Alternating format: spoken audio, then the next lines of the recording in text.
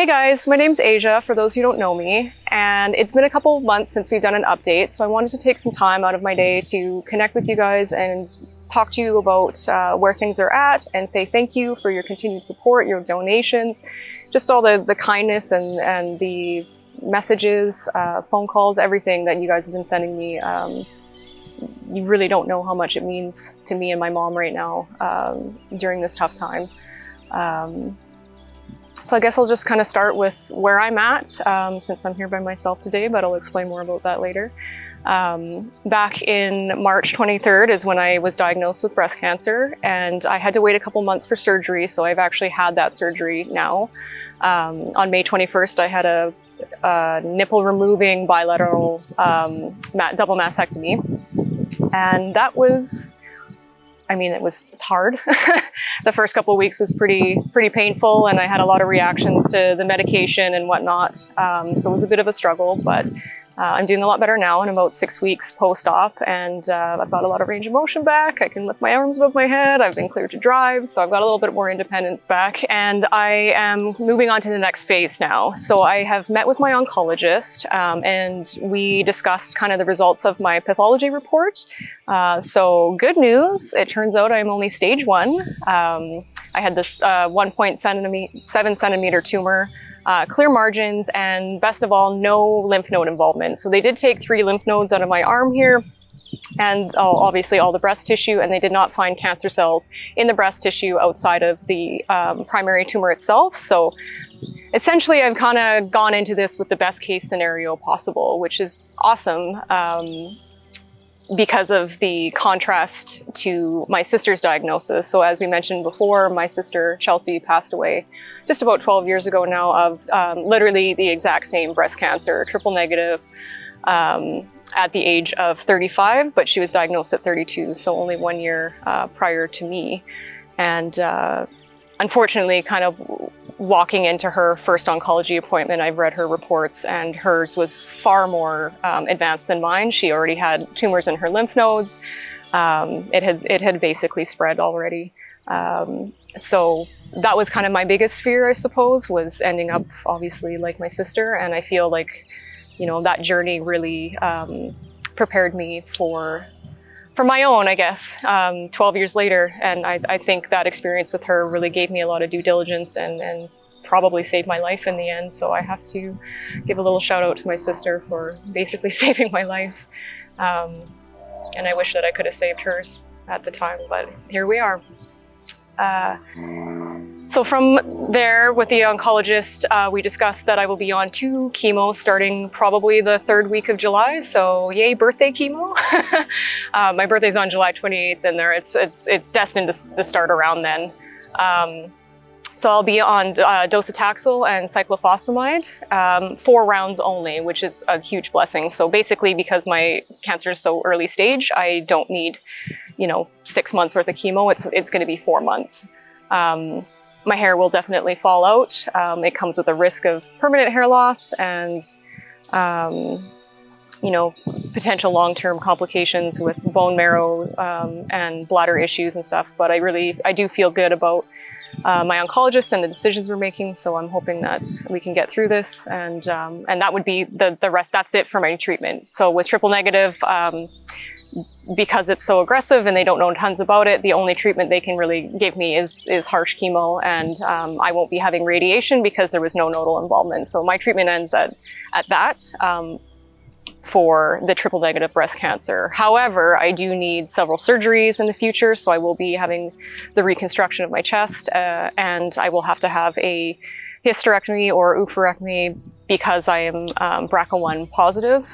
So my risk of contracting ovarian cancer, just like my mother, is quite high. It's almost 50% for my age group. So I still have that appointment in August to go to, so I don't know a lot about it now, but yeah, several surgeries coming up for the long term. So speaking of ovarian cancer, you'll notice my mother's not here. That's because she is currently in Vancouver with my partner, who took her down there to do some surgeon consults, and she's actually having a full hysterectomy, like radical hysterectomy. She's getting her abdominal lining removed, and anywhere else that her metastasis tumors are in her abdomen. So she couldn't be here, but she wanted to express her, sincere gratitude for everything that you guys are doing for her as well. Her journey is a lot harder than mine. She is stage 3, so we got to make this count the first time. So I'm really confident in her surgeons. They think that she's doing excellent progress-wise. Her chemotherapy has worked exceptionally well, actually. It has stopped kind of the spread of the metastasis. She had about 40 pounds of fluid in her belly when she was diagnosed. That's totally gone. She's lost all that weight. She looks pretty good. She's, struggling with the chemotherapy side effects and whatnot, but I think for 5 rounds of chemo, she's doing pretty good. And when she has this surgery, she will recover a few weeks after that, and then they want to start chemotherapy again. So she'll have another 3 rounds of the same chemo that she had prior, and then she will be on 8 rounds of an oral PARP inhibitor, it's called, just to mop up any potential cancer cells that are still lingering after her surgery. And then we don't know what happens from there. They'll assess whether the cancer's gone or if she's in remission or whatnot. So that's kind of where we're at with my mother. So, send your good vibes to her, please, and pray for a safe recovery through her surgery. It is a major one. They do have to cut her from her belly to her pubic bone, so it will be an open abdomen surgery. And she's 66, so it's going to be a little bit hard on her, So yeah, my mom's got a bit of a rough road ahead of her recovery-wise, and in addition to all the kind of crap that's going on with that, unfortunately, we just discovered that the water main from the city line to her house actually broke and has been creating 3-foot sinkholes in her front yard. So they've had to rip that all apart and redo the water main to her house, which is pretty poor timing. She has run out of her medical EI. She has no income currently, and this bill is, it's a pretty hefty one to fix that kind of stuff based on the issues with the piping that they discovered. So unfortunately, there's a lot of extra added expenses that we didn't account for. I managed to get medical EI, but it won't last through even half of my chemo. And with my mom not having EI at all, she still has, 6 months worth of recovery. Yeah, so my mother and I have a long road ahead of us still, obviously, with multiple surgeries, treatments, chemo, all that. So it's not like we can get back to work anytime soon, unfortunately. But I do want to just take a minute to thank you guys for your continued love and support, your donations, of course, your donations, but also the emotional and physical support that we've been receiving. I mean, I wasn't even able to get out of bed by myself for weeks. I couldn't bathe myself. There's just a lot of things that you don't see behind the scenes with surgeries that and treatments that go beyond the financial support, I suppose. So I just want to give props to all the people in our lives who've been able to be here physically and help us that way, as well as the financial side of it. I mean, half of you are complete strangers to me, and you don't owe me anything, but yet you find it in your heart to donate to somebody that you don't even know that is just going through a rough time, and that means a lot to me and my mom.